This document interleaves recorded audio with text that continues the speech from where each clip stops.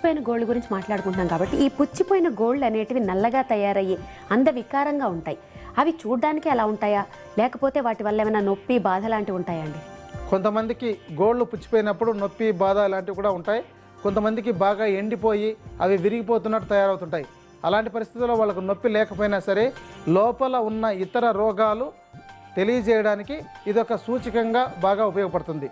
కొంతమందిలో చూసినట్లయితే తీవ్రమైన కీళ్ళ నొప్పులు, అంటే ఒక రకంగా ఎముకలకు సంబంధించిన వ్యాధులు, ఎముకలకు సంబంధించిన సమస్యల్లో ఇది బాగా తీవ్రమయ్యి ఈ యొక్క ఎముకల జాయింట్ల మధ్య భాగాలు పాడైపోతున్న పరిస్థితుల్లో ఆ ప్రభావం గోళ్ళ మీద పడి ఈ గోళ్ళు ఈ యొక్క చివరి వేలు భాగం మొత్తం ఉబ్బిపోయి బాగా ఇలా పొడుచుకొచ్చేసినట్టు, ఈ పై భాగం పూర్తిగా పొడుచుకొచ్చేసినట్టు తయారవుతుంది.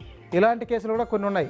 ఇంకొంతమందికి అయితే నల్లగా తయారైపోతున్నాయి, అంటే మధుమేహం బాగా తీవ్రమయ్యి ఎక్కువయ్యి భరించలేని పరిస్థితుల్లో ఒక్కొక్కసారి చాలా కాలం పాటు మధుమేహం ఉన్నట్లయితే అలాంటి వాళ్ళకు కూడా గోళ్ళు నల్లబడిపోవడం, పుచ్చిపోతున్నట్టు తయారవడం అనేది సాధారణంగా జరుగుతుంది.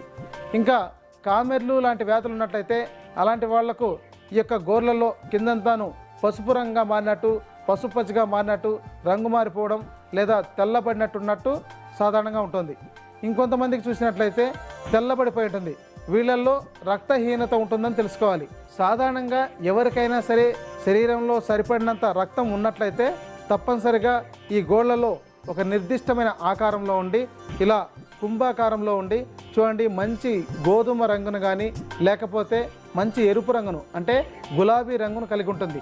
అవి సక్రమంగా పెరుగుతూ విరిగిపోకుండా అవసరమైతే మనం ఎంత పొడవు పెంచుకోవాలంటే అంత పొడవు పెంచుకోవడానికి అనుకూలంగా చాలా గట్టిగా ఉండగలుగుతుంది.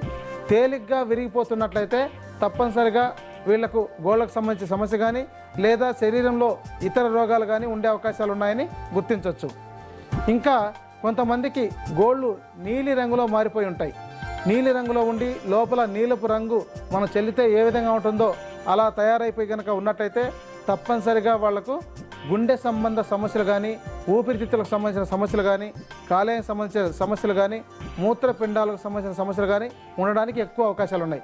కాబట్టి ఎవరికైనా ఇలాంటి పరిస్థితి ఉన్నట్లయితే తప్పనిసరిగా ఇతర రోగాలు ఏమైనా ఉన్నాయేమో, ఇతర సమస్యలు ఏమైనా ఉన్నాయేమో వైద్యుల పర్యవేక్షణలో పరీక్షించి తెలుసుకొని వాటికి తగిన చికిత్స పొందడం అనేది చాలా మంచిది.